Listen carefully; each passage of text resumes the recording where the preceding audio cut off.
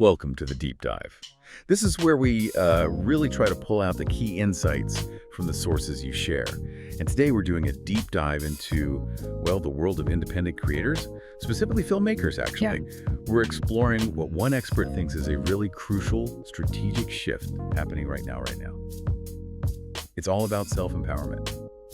Yeah, our source is an excerpt from a podcast called Take Back the Reel. It features Mary Boyles, who founded Flixhaven. Pretty insightful stuff. You know, she kicks things off by hitting on something. I think it's a frustration so many independent filmmakers feel. She talks about pouring your heart, your money, and your time into a project just to watch someone else distribute it, own it, and profit from it.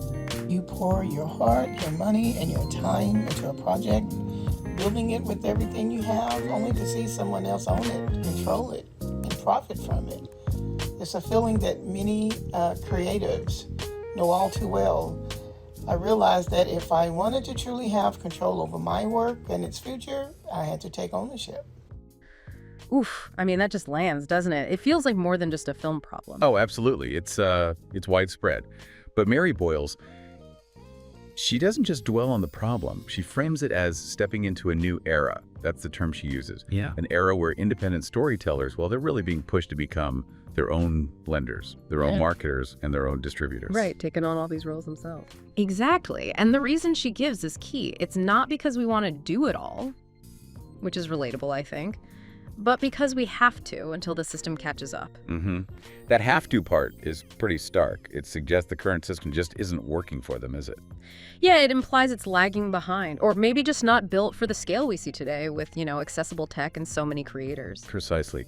And then she makes this connection, which for me anyway was a real light bulb moment. She says, owning your platform, your audience, and your voice isn't just a dream, it's the strategy. The lack of support and opportunity led me to take control of building my own platform where I could own my own content, my voice, and my future. Now, instead of seeking funding, I'm the one who will be providing it. That's my strategy. Wow. So not just a nice idea, but the actual game plan now. That really reframes the whole idea of creative control, doesn't it? It absolutely does. It shifts it from wishful thinking to, pragmatic necessity. But is that really doable? I mean, for the average independent filmmaker? Becoming your own studio, essentially. Well, it's definitely ambitious, no question, but maybe more feasible than ever before. Think about it. Own lenders, you've got things like Kickstarter, crowdfunding, getting money directly from the people who want to see the film. Okay, yeah, direct funding. And own marketers, building your email list, using Patreon, connecting directly with fans. You build that loyal following. Right. Bypassing the usual marketing gatekeepers. And then own distributors, Vimeo on demand, your own website. You control how it gets seen and you keep the revenue. It's about cutting out the middleman at every stage. That does paint a picture of, well, complete control. But it also sounds like an enormous amount of work on top of actually making the film. It is. You're right to flag that. I mean, financing, marketing, distribution.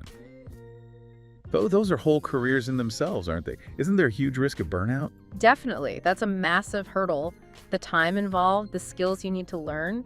It's not just about being a great storyteller anymore. You have to be an entrepreneur too. Yeah.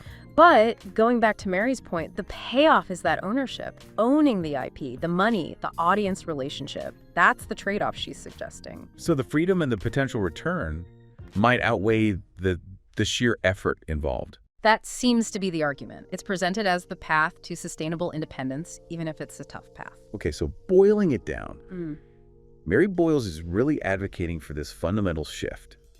Move away from relying on the old guard and instead take direct control. Funding, marketing, getting your work out there, all of it. Yeah, and she frames it as something creators need to do right now, almost defensively, while the industry catches up. Building your own system alongside the old one. Or maybe instead of the old one? Perhaps. It's about leveraging that direct-to-consumer model we've seen elsewhere. Build your tribe, your audience, he'll support you directly. That puts the power back in the creator's hands. So we've heard Mary Boyles' strategy. Own your platform, own your audience, own your voice. It's presented as the strategy now. But think about the ripple effects of that. I mean, if creators increasingly do this, What happens to the established players, the studios, the distributors? Good question. It's how challenges their role, certainly. And for you listening, how might this change how you even find and watch films or other creative work in the future? If creators are building their own paths, it could really shake things up, couldn't it? Definitely something to think about. Lots to mull over there. Thanks for joining us on this deep dive.